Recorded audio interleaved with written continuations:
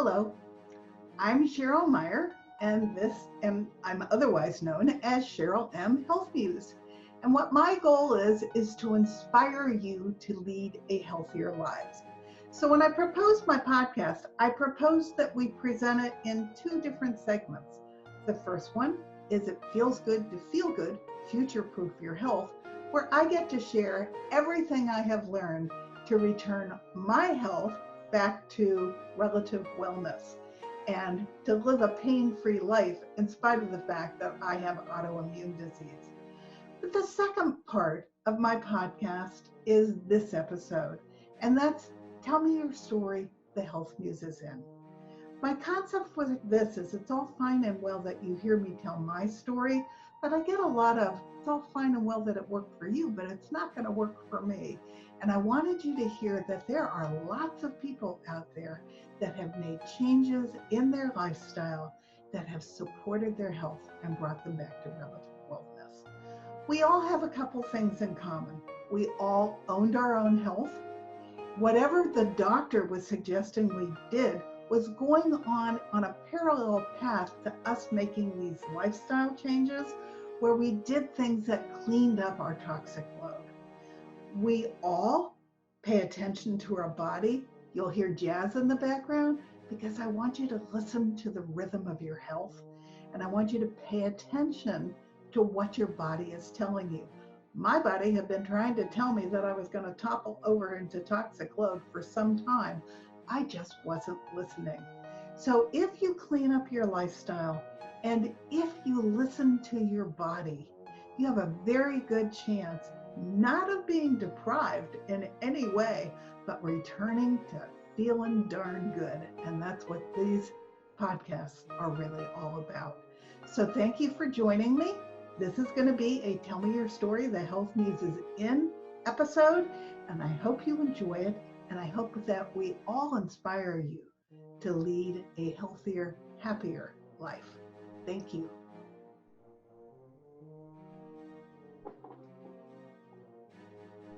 Hello. I am here today with a favorite person of mine that I have met on Facebook, Brandi, Blouch, and I've invited her to tell me her story so that all of you can hear it, because she has an important story to get out there. And if anybody is dealing with bipolar, she is a perfect role model to tell you how she took ownership of her life and turned it around so that she could even out her emotions to live her life. She's also an author of a book, which I'll let her tell you all about. So Brandi, why don't you tell us what your history is and what your story is and why I've invited you. Well, thank you so much for having me. It is definitely an honor because I do adore you so much. So thank you for having me. So I am Brandi Blouch and I live with bipolar disorder. So growing up, I was a military brat. And that means that I had a military father. And we moved about every 3 years of my life. And when I was a little girl, it wasn't so bad, we're pretty flexible. But as we got into the teen years, it was much, much more difficult. So when my dad finally decided to retire, we were living in South Texas. And prior to that was Japan. So there's always been a huge culture shock anytime we've moved. And he decided he wanted to retire and he was looking for jobs and he found one in Guilford, Connecticut, of all places. I'm like, how did you find that? So he had gone ahead, of us. We were supposed to finish out the school year and then we were going to move early summer, and he was gone to go find us a good school system, find us a good home. Well, I kept a journal at that time. And in the packing and the moving, well, my mother read it. So she read it and she read it and she had an earful, I'm sure. So she pulled me out of school, it was 10th grade, and brought me home. And I totally thought it was because she wanted help packing. That was totally her kind of jive. And she sat me down and she put my journal in front of me and said, how many times have you been drunk? And I sat there and thought, how many times did I write it in my book? Like, what am I claiming here? So I told as little as possible. She had already called my father, and this was like the middle of the week, and she said, okay, well, get packing. We're moving this weekend. You are not going back to school, and you are not going to see any of those friends. So that was shocking. So we packed up, and that weekend we drove from South Texas to Connecticut. And my dad was there waiting with a psychiatrist. So I go to this new school. I go, that's not very welcoming. I'm in a new environment. My parents now have my journal. And I've lined up a therapist. I've lined up a psychiatrist. And I think put me on medication right around then. 15, 16, which isn't recommended. It was Prozac. And anybody knows about Prozac. It's a tough psych med. And it made me hyper as hell, but nobody thought it was a big deal. So my mother also suffers from severe depression. And then my dad was an alcoholic. So it was a really great mixture. We were a screaming, yelling family. That's how we communicated. So moving to Connecticut, having to go through therapy, meds, I didn't obviously have much control of my own life. And they had put me into a psych ward, I think 2 different times before I graduated high school. And when I was in school, people were talking about, oh, Georgetown or music school in New York or this or that. I'm like, what is all that? Like, oh, well, we're going to college. I'm like, college? Like, what's college? We didn't talk about higher education in my family. My dad assumed wrongly that we would never make it, that we weren't smart enough, that we wouldn't follow through with it. And he doesn't have high opinions of us or other people. So when I heard people talking about college and they got to move away, I was like, oh, this is my way out. This is my way to go. So I figured out what it was. I figured out how I could get in. I finagled the college loans. Luckily, he was drunk. So when he was drunk, he signed the college loans. That's how we got them paid. Unfortunately, when you live in an environment that you learn to manipulate to get what you want. Because if you ask, the answer is always going to be no in that type of an environment. So I had my 4 years of college was all loans. I finished college. What was your major? Psychology, and I minored in rehab counseling. Okay. Kind of goes hand in hand. Yeah, they do. When I was studying abnormal psychology, they told us the first day, do not self-diagnose. And looking back, I'm like, well, if I had, maybe 10 years of my life would have been different. But nonetheless, and halfway through my college career, I was wanting to earn, my own money. So I had started working at a nightclub, and then I ended up going into an adult establishment, a strip club. I was like, okay, can I be a waitress? I think it was me just getting my feet wet.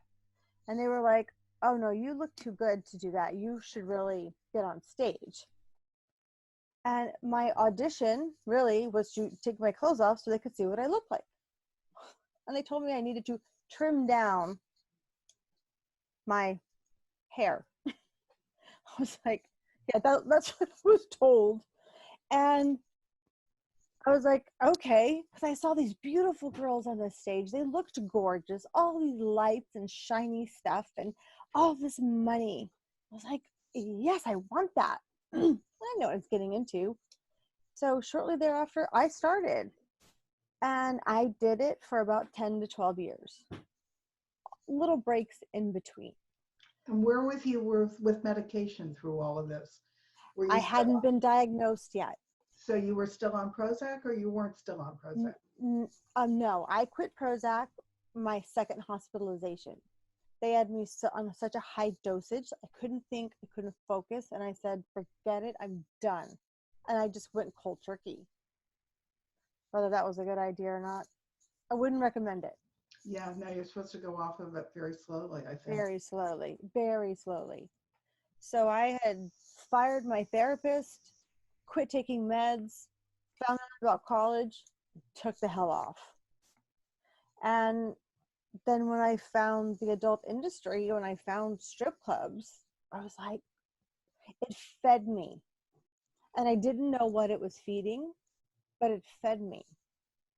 I left Massachusetts, where I went to college, came back to Connecticut, where my parents were, for a short period of time. And then I was like, I'm going to New York. I'm going to be an actress. Just, bye, one day. And that's the spontaneity of the bipolar. So as you look and can kind of put pieces together, you can kind of see the illness forming, because symptoms of bipolar, one of them is that over sexuality. The strip club fed that over sexuality energy that I needed. And I was able to stay up super, super late, didn't need much sleep. It's also another bipolar symptom, not sleeping well, staying up to all hours of the night. And I did it. And it fed me. So I was coming upon the age of 30, so that would be 16 years ago. And I didn't want to do that anymore. I was like, I'm 30 years old. I can't keep doing this. I mean, physically I could have, but mentally, I don't want to do it anymore. I already sold my soul to the devil. I'm like, but I had no backup plan, Cheryl. I had no money in the bank. I had no real estate. I think I owned my car and that was it. I was getting eviction notices on my apartment. It wasn't paying my bills. Those are all also symptoms of bipolar. Not taking care of yourself, not taking care of, your common needs. So when I was trying to go through that and figure out, well, what's next? That's kind of where the stick cracked. That's where all this stuff came up. And I knew something was wrong. I knew something wasn't right, but I didn't know what it was. So being in New York, I sought out all kinds of therapies. I went to an Indian masseuse healer. I went to 2 different naturopathic doctors. I went to a Chinese herbalist who gave me some raunchy tea. Didn't do anything.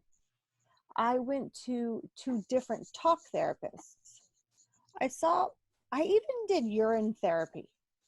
Okay, I didn't have Google like we have now, so I didn't obviously do it correctly. So I honestly took my urine, put it in the refrigerator, and I would drink some in the morning, thinking that was going to help. I do not advise it.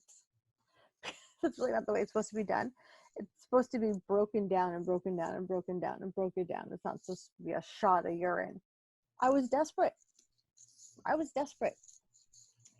in an amazing acting class. I was starting to get acting gigs.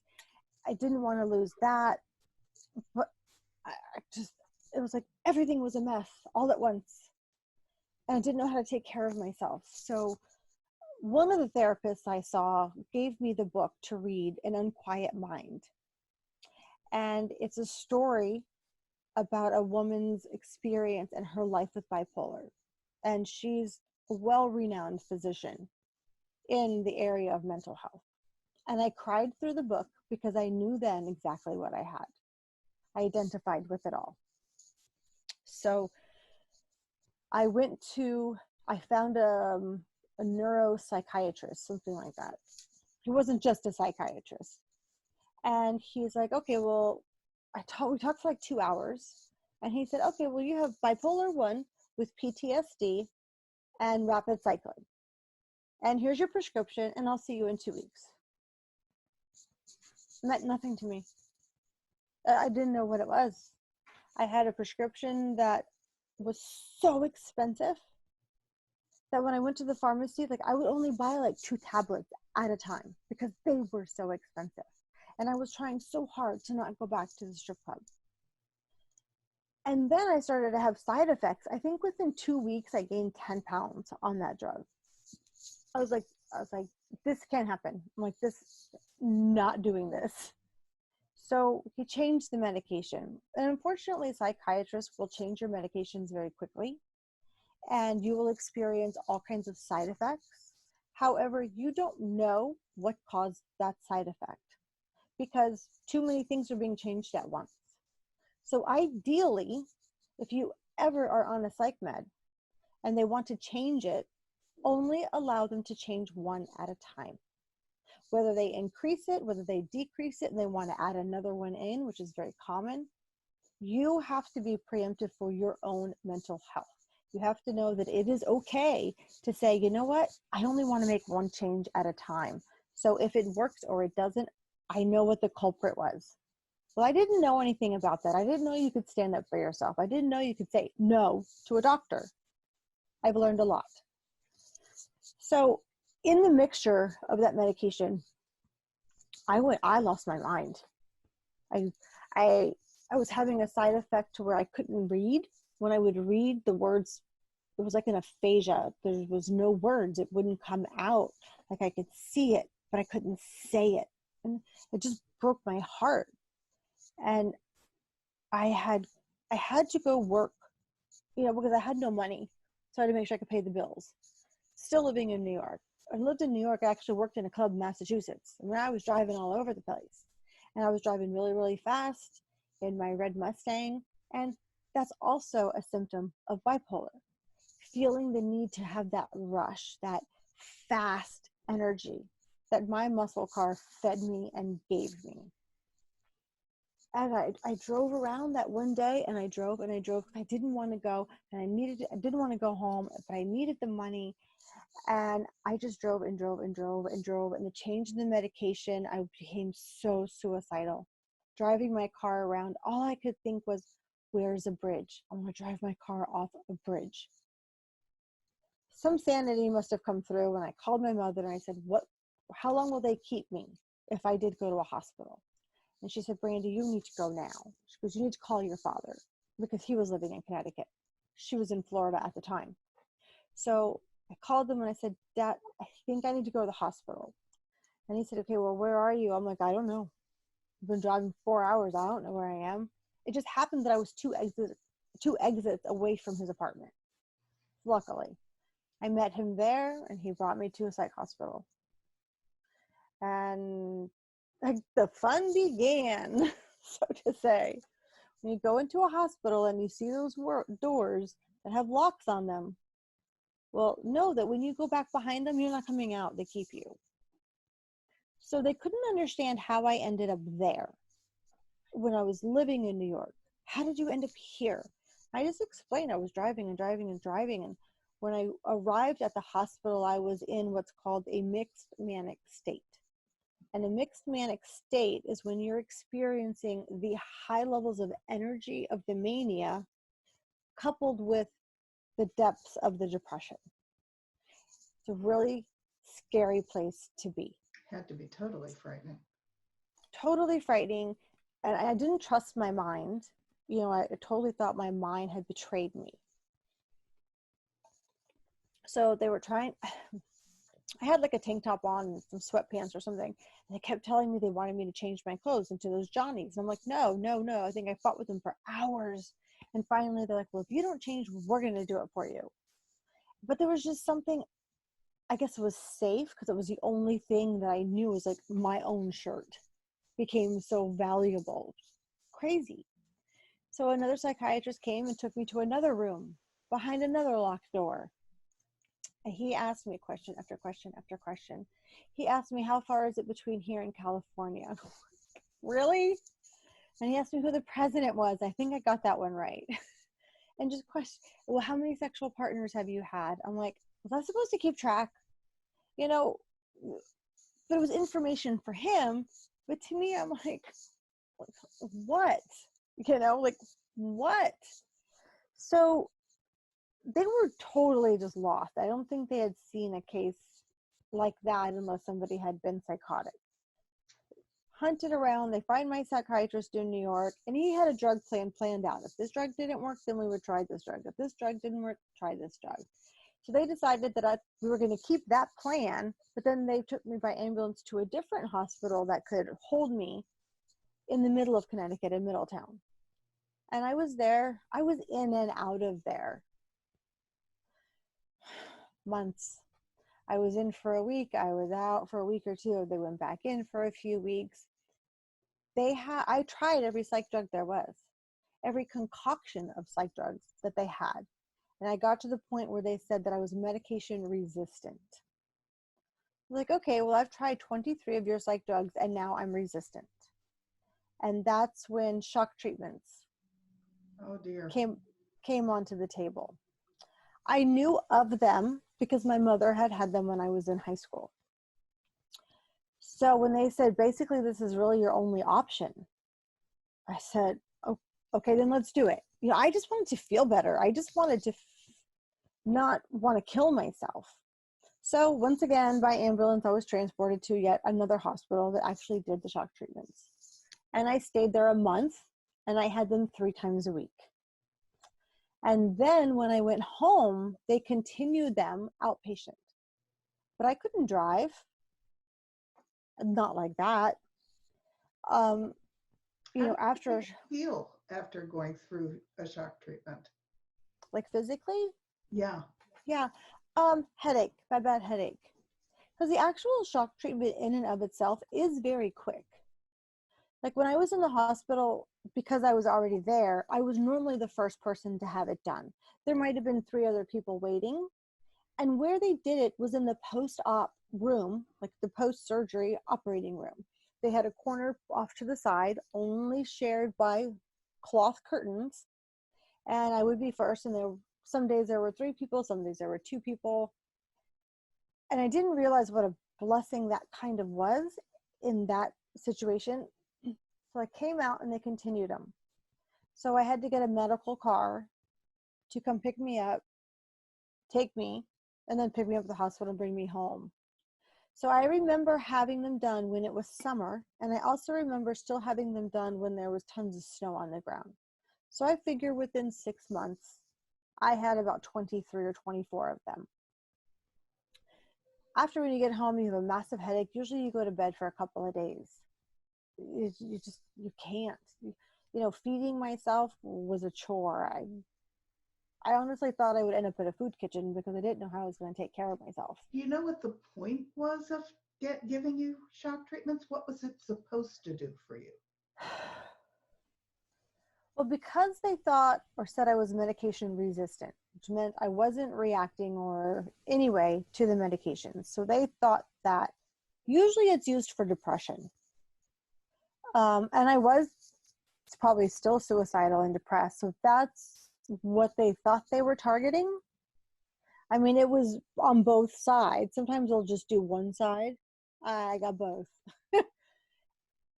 Ideally, and they kept asking me, well, how do you feel? And how is your depression? And are you still depressed? And if you were depressed still, they'd be, okay, we'll come on Wednesday and we'll do them again. Just like they're handing out lollipops. And it continued and continued. And somewhere along the line, I quit doing them. And it's weird because there's a big gap in time that I honestly have no memory of. And maybe that's a good thing. So my dad, he picked me up and had moved me out of New York and moved me in with him. And my dad is great in the crisis, but once the crisis is over, he's like, okay, you've been here long enough, go. It's tough. So I think I had a boyfriend at the time that I lived with for a short period of time. My dad was taking me back and forth to my sister who lived in Maryland because he couldn't take care of me, so maybe she would be able to take care of me. Yeah, it didn't work very well. I see pictures of Christmas during that time, and I'm like, how did I get there? Like, and who brought the fat girl to the party? Because I was like 50 pounds overweight. And they're like, oh, well, this was this and that. I have no memory. I don't have a memory of it. So all that, it was just hospitals and doctors and forced therapy groups that I didn't get anything out of. And through it all, I stumbled across who's now my husband, Andy. We met by chance, slowly became best friends. And when I would have my treatments, he would come check on me, which was golden. I remember one morning he called and he said, Brandi, go to your front door. And I had shock treatment the day before. I said, I can't get up. No. And he said, just go to your front door. I'm like, why? And he just go to it. And I opened the front door and there were bags of groceries and orange juice and toilet paper. All the things like I didn't have. I really wasn't able to shop for myself. That was just such a blessing. He became such a blessing. And he was going through his own stuff. But he really stepped in and became my best friend. You know, I still had family now living all over the place. And at one point, I was still trying to work at night. And one night he said to me, Brandi, just stop. You don't have to do it anymore. He's like, I will help take care of you. Like, you can just stay here. We can move your stuff here. And that's it. And he had no expectations. Like, I didn't have to contribute for anything. I didn't have to go grocery shopping. I didn't have to clean. I didn't have to do dishes. I just had to exist. And that's really when the healing started, because I had a safe place. I had a safe person. And I felt safe, even though my head was still wonky. So after that, a little while, I think it was around 2007, I moved in here permanently. So maybe a year after, I finally found a really good psychiatrist.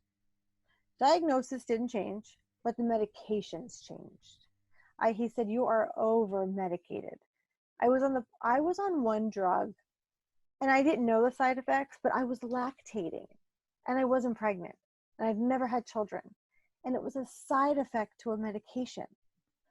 I didn't think to mention it because I didn't know it was a side effect of a medication, but it was. It was a side effect of a medication. He said, okay, we have to take you off that. I was like, why didn't anybody else tell me this or ask these questions? Like, he really went through all the different symptoms of the medications to see what I was experiencing and what. And then we changed me over to the medication that I'm still on today, which I'm lucky, I'm blessed. I'm still able to be on the same drug for 8 years. Often drugs get to a point where they don't work anymore, and then you have to do other ones. So, I take one drug for the depression, and then I take one drug for the bipolar. And the idea of a drug for bipolar is they're called mood stabilizers. And the way in which they're supposed to work is if you start to become manic, the idea is it's supposed to bring you back down. Or if you're depressed, it's supposed to bring you back up. A lot of times you'll have to do some type of a drug increase to get that going. So for me, when it's time to call the doctor, I end up in some type of a mixed state. I get really, really aggravated, really agitated. I feel like I can't handle what's going on. I start all kinds of projects, all kinds of things all over the place, and nothing gets touched after the first time it was touched. So I can kind of turn around and say, oh, there was a tornado through here. I'm not doing so good. So those are kind of indicators that, okay, things aren't going well. Let's call the doctor. And a lot of people, I don't believe they feel comfortable enough to call the doctor. It's like, that's their job. If you're paying them or you have insurance that's paying them, let them do their job. So, and also being able to identify what you're feeling, because some of these emotions and feelings, these aren't regular, normal emotions and feelings that we experience in our lifetime. So being able to articulate those and put those in verbiage that anybody can understand, that's almost half the struggle. Because what I think is, frustration, to the doctor, it could mean something different.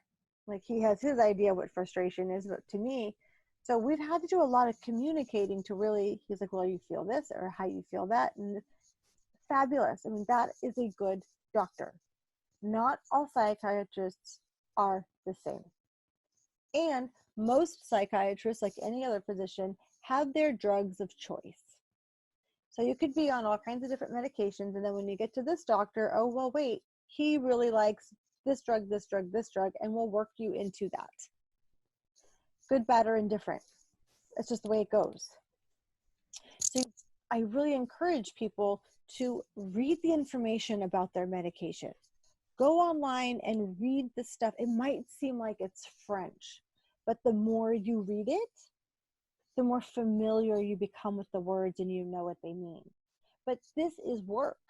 Like, this is you. I encourage people to own their own health. And what I'm hearing was you reached a point where you knew you had to own it. You were no longer just a passerby in your life.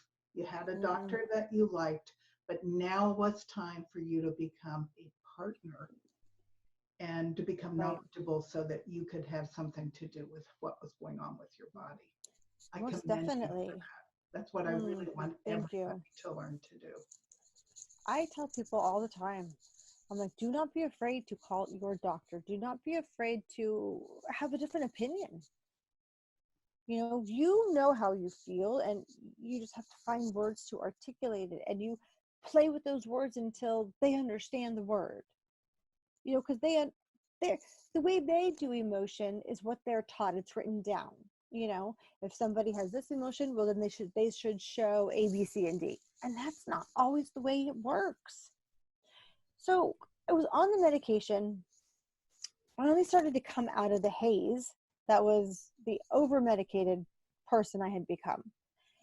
And I started asking questions like, okay, I have to be on this forever, but what are the long-term side effects?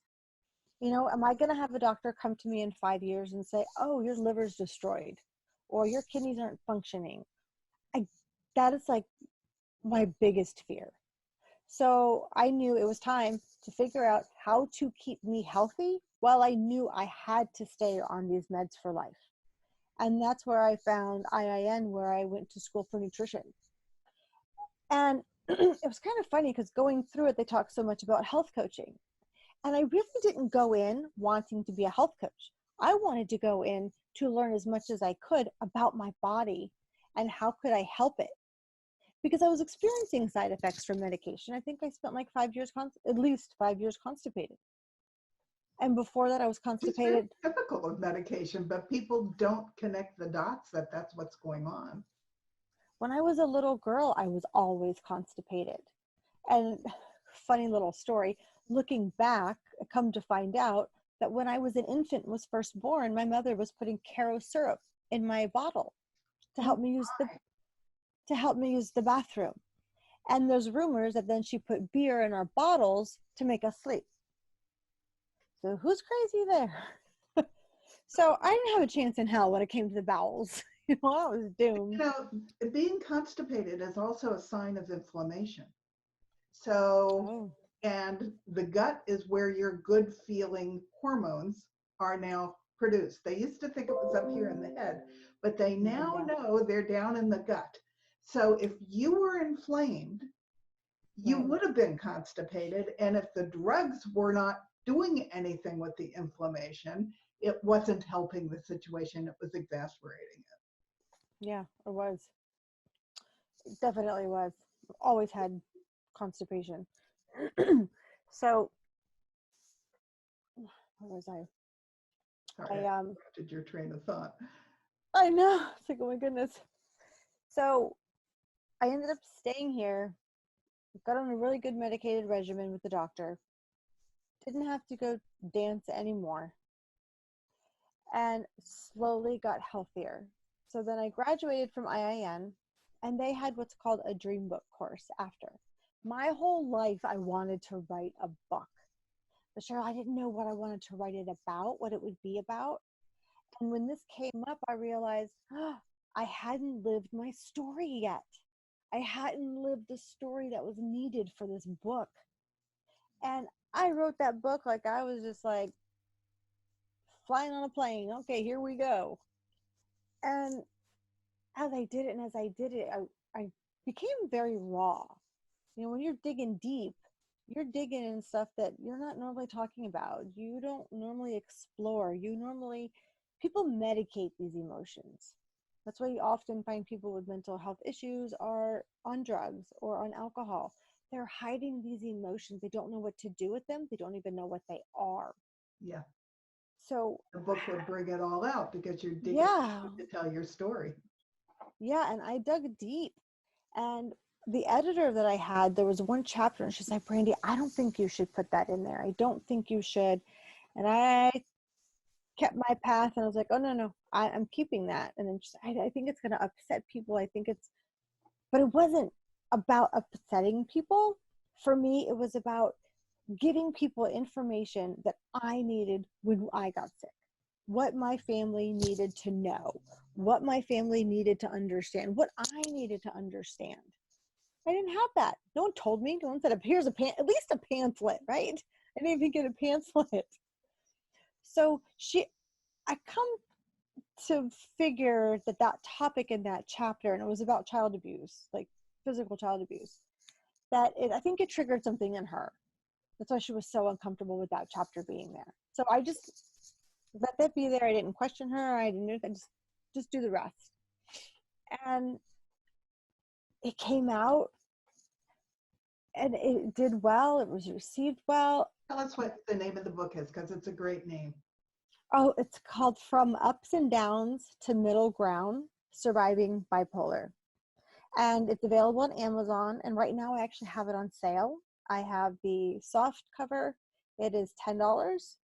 And the Kindle version is $5. And it'll probably stay like that till the end of May, which is Mental Health Month. But I have found the more I talk about it, I do a lot of Facebook Lives about it, people are like, oh, well, I could use that book or I could use that information. And it's like, There's a lot of people out there dealing with bipolar that don't know what to do and don't know where to go, and they haven't owned it yet. And at the point that you started to own it, and you had Andy who was giving you the loving support, right. That's when your life started to turn around. Yeah, it totally turned around. I mean, I didn't know what life was going to be. Like, I never had plans for the future. I didn't figure at 45 I'd be doing this. At 50 I didn't think that far into the future because I truly didn't think I was going to be alive. And then I was. And the book came out and did well, and family, as family do, they have the reactions they have. But I've been able to share that story, live groups, to podcasts and radio shows. And I always say, I'm an open book. Ask me anything. And is it helping you to continually heal that you keep sharing your story? I think for a little bit, it was very empowering. And then I felt during a certain period of time, I started to feel overwhelmed because I felt like I was reliving it. Because when you stand up in front of people and you're telling your story, you kind of are reliving it. And I needed a break from reliving it. Like, I didn't mind helping in any way, if somebody wanted me to talk, yes, most definitely I would do it. But I stepped back just a little bit from actively pursuing, because I had to kind of finally realize, okay, what are these feelings I'm feeling? This is new for me. And is it okay? Is it something I can work through? And it became okay. I just had to realize that I don't have to relive it. I know it. And, people need to hear hope. People need to feel like they're understood. Or that's one reason I want to do this series of interviews. People need hope. When they have something like you do, or they have an autoimmune disease that their doctor doesn't recognize, they need to find that ray of hope that it doesn't have to be this way, that there are things that they can do that will bring them back to the person they want to be. Yeah, most definitely. And it's hard. Yeah, it is. And it's work. It is. It's work. And then some people will even question your methods, or they'll question. And I learned quickly that those who question or have negative things to say, I'm like, you haven't dealt with your stuff, have you? I'm like, you've got a lot of inside junk, I said, that you haven't dealt with. Because now I can pick it out. I can pick it right up.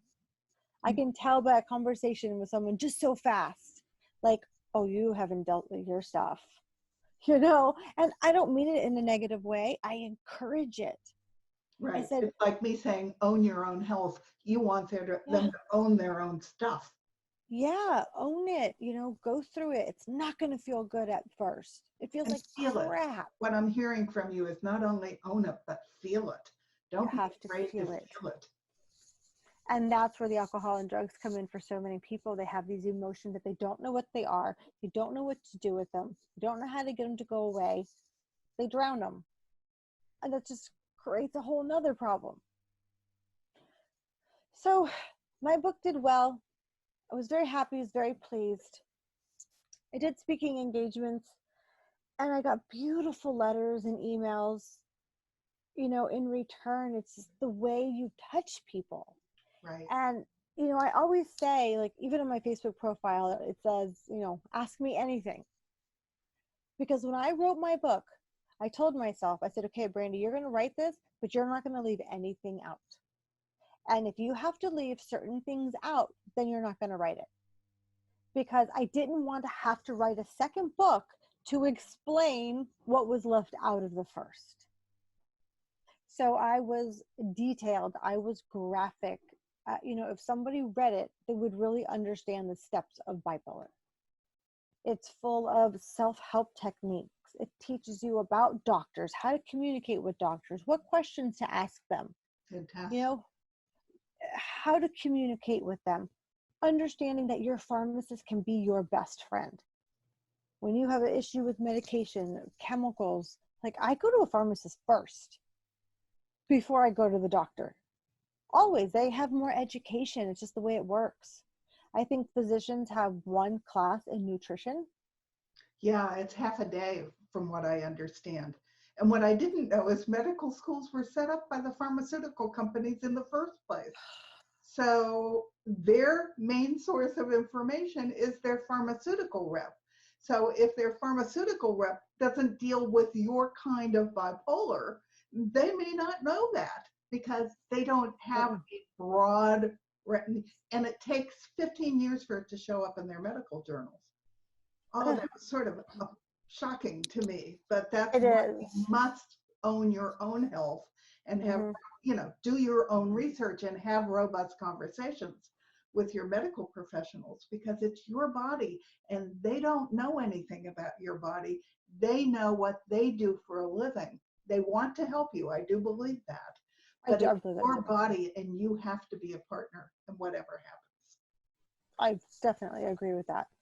You see the pharmaceutical reps come in and they have this huge platter of danishes and pastries and stuff they bring to the doctor's office. It's like, are you really trying to bribe them? Really? To see you for 3 minutes? I've had the privilege to see several different pharmaceutical rep and doctor interactions. I just happened to be in the room. They are swift. They are quick. And then the doctor's left with some type of a pamphlet and says, okay, well, I'll try it on my patients and see how it goes. I'm like, really? That's all the information you have? That's it? And you're going to give it to people who are suffering? And I'm not coming back here. It's like, that's not where I'm going back to.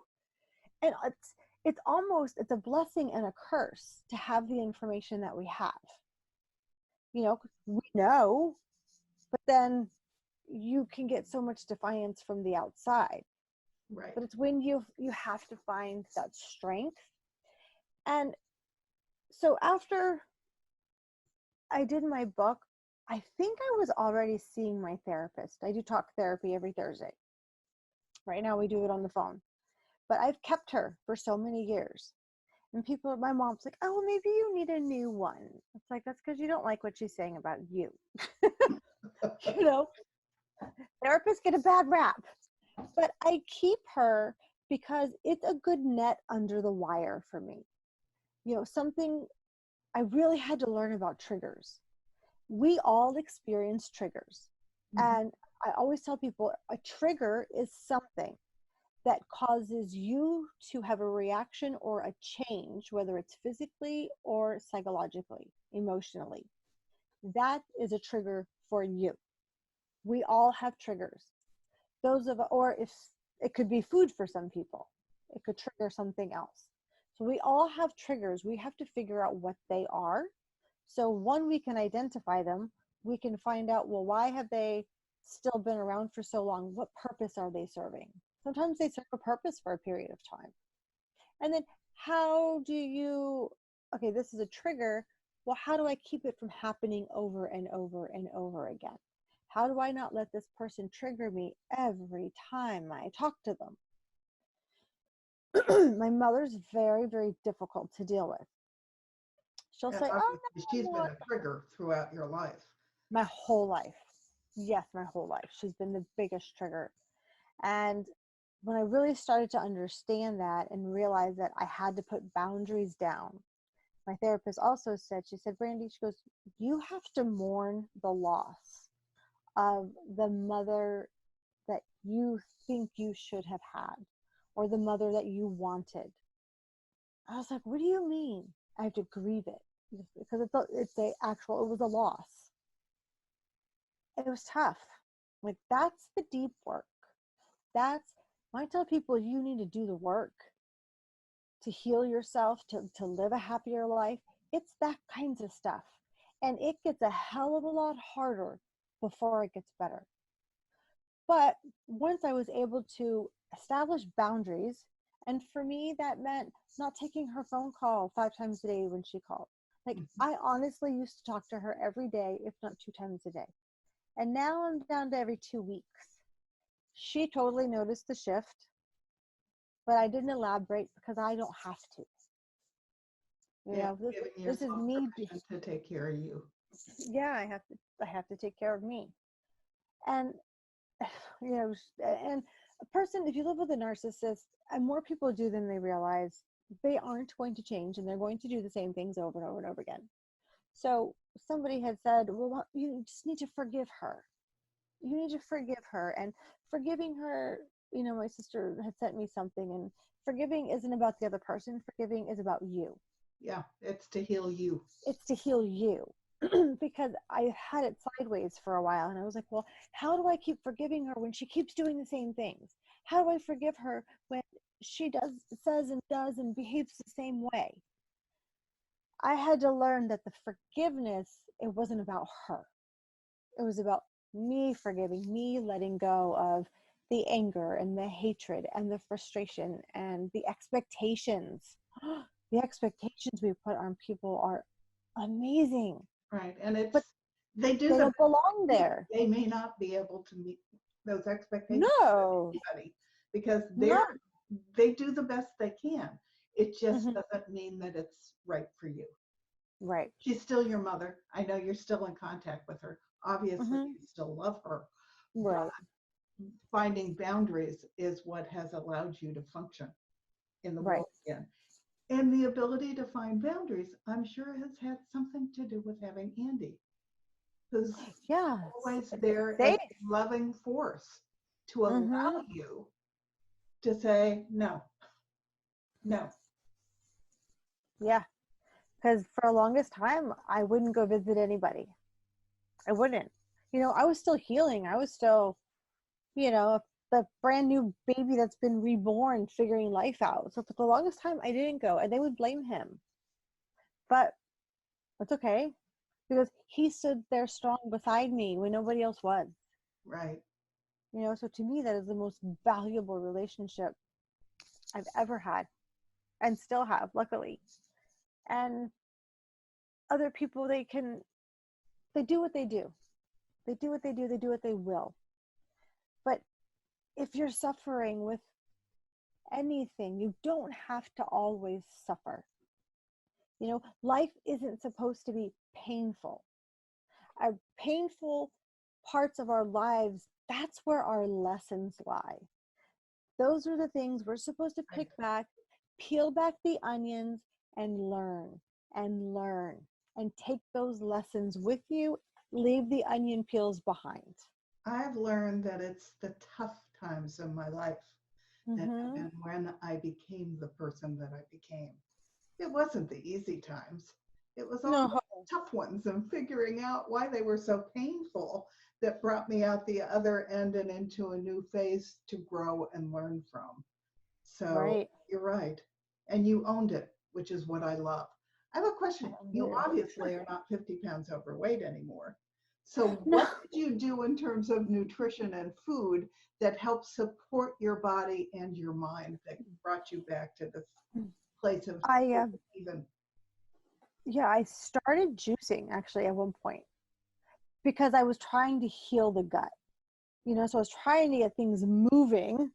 So I Yep. started juicing. So that was helpful. Um, and to be honest, I did Weight Watchers in 2009 and I lost 45 pounds. So Weight Watchers works. I'm not going to say it doesn't. It works. And then over the years, I noticed that when I have a rough time and I have to increase, medication, oh, well, the waistline likes to increase too. So then you have to work again to get that back off. You don't want to keep that weight on. It's just not healthy. But unfortunately, these medications make you crave carbohydrates. They make you crave sugar. They just feed off of it. And it's like, oh my God, sometimes it's a battle. It truly is a battle. And I tried all kinds of different supplements. Like I was supplement queen, just trying to get things moving along. And recently, probably about a month ago, when we knew all of this virus stuff was coming, he came to me and said, I'm not trying to scare you. He said, but this is big and it's coming. He said, so we're going to start stocking up now. And I was thinking, oh, well, what about my meal replacement drinks? And what about this and that? He's like, you know what? He goes, Brandi, you don't need those. He said, give me a month. Because the last time I had to do medication, I put on a few more pounds. So I've been fighting with those. He said, give me a month. He's like, let me feed you and give you what you need so your body will let go. So in the morning, he brings me prune juice. I'm like I feel like I'm 5 again. Like that was the punishment drink. Like that. It's the punishment drink, I used to think. But honestly, I used to be able to drink a whole bottle and eat a container of prunes and be like, yeah, what else? Like, wouldn't phase me. So, and then I've been a coffee drinker forever, but I find myself not really enjoying coffee so much anymore. Like, taste buds are changing. And then, he brings me my breakfast. We have lunch and dinner, which before I wasn't eating enough. Like, you have to eat to lose weight. Right. If you don't I eat know it, this. you hold on to it. Your body doesn't want to let a thing go. No, not at all. And then in the evening, he juices pears and celery. And I'm regular. Like, but I'm not cramping regular. Sometimes I would just, hover over in pain with the constipation and the gas pains. But once again, he knows what he's doing. I just put it in his hands in that regard. So food and nutrition, what you're putting in really, really makes a difference. Huge. And it makes a huge difference. Sugar is really the enemy. Carbohydrates. Eating all this way, has it evened out your emotions? Eating like this. Impacted? I was on an ADHD medication for adult attention deficit disorder, which my doctor was like, listen, you've had this since you were a child. He's like, you just found a way to manage. So we tried a medication and I have now been off of that drug for about a month. I have decreased my anti-anxiety medication. I only take half of what I used to take. And the Seroquel, I still have an extra dosage that it's like a PRN, use as needed. So that's been really good. Anytime you get to take a medication off the shelf, it's like, oh wow, it's so exciting. It really is. And I did vitamins after vitamins and this after that, and you look at the ingredients and you're like, oh well, that's what I react to, and that's what I react to. And I really encourage people to read your ingredients. Just because somebody may say, oh, this is the best products, we have a whole entire health line. It's like, well, you really need to read all of the ingredients, one, to see if they're going to interact. And look them up and know, are they synthetic? Are they natural? What are they? And how do they individually react in a Right. box. Mm-hmm. It's a lot of education. There's a lot of self-learning. But with Google, there's no excuse. Right. I truly believe it. Like if my mother tells me, oh, I don't know. I said, Mother, there's no excuse in the world to not know something. Google knows it all. Like I have a PhD in Google. Soon I'm going to have a, you know, it's the truth. But it's a resource that people, it's underutilized for that reason. So I feel like we have half of the population who are completely clueless, thinking whatever they think from wherever they got information. And then there's another half who actually researches and studies. And I find that those two clash. And owns it. Oh yeah, owns it. Yeah, owning it. I understand where it's hard because especially with bipolar, I mean, the behaviors, I mean, I could write a book alone on the crazy behaviors people have had while going through some type of a manic phase. A lot of times people are embarrassed at what they did, or what did I say to those people, or how did I end that relationship because I haven't talked to them in 5 years. I think that was my concern. I was like, people like from high school or like after high school, I'm like, I haven't spoken to them in 10 years. Like, do I really want to go back and revisit those relationships? And usually my answer is no. Like that to me is going backwards, where a lot of them have stayed where they are. Right. I have been around the world 5 times in healing and growing. And you know when you talk to people, how stuck they are, how willing they are to even try to get unstuck. Some people are willing, but you unfortunately have to get to a place where it just hurts so bad that you'll beg for anything. You just need someone to show you the way. And I tell people all the time on my Facebook lives, I'm like, I will take you by the hand and help you understand. And so many people have been like, oh, Brandi, you should charge people for all that. And you should make a course and you should charge people really, you know a lot. And people, I'm like, I know.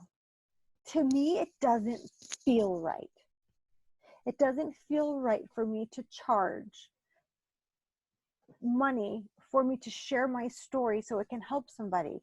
It's like, I'm not greedy. I'm not selfish. I feel like if I did that, I would just be putting more chains on them that hold them down. That now they're like, and most people who have mental health issues don't have huge incomes. They're struggling financially.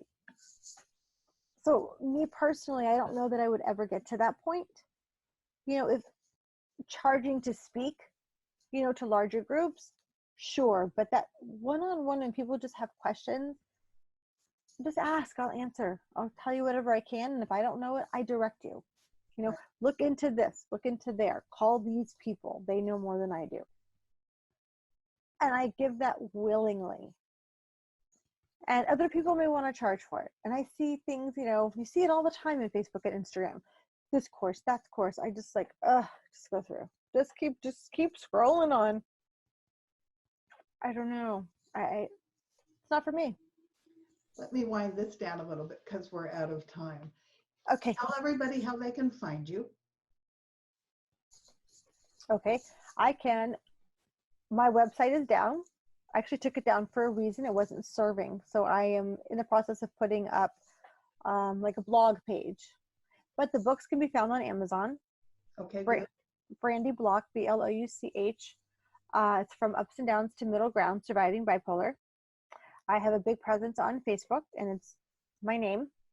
And Instagram. I spend lots of great information and stuff over Instagram. And that is under A Dose of Happiness with Brandi. So Terrific. you can find me there. You can drop questions. I put answers. So you can find me there. And if you had just one thing to say to somebody who's bipolar, what would it be? You won't always feel as bad as you do today. Yeah. When I heard those words, it changed everything for me. Terrific. Yeah. Thank you for sharing your story. I really appreciate it. And I'm sure there's a lot of people out there that are going to hear this. that are going Thank to find you. because they got to listen to you today. So thank you so much. Thank you for having me. I appreciate it. Thank you for the opportunity to share with others.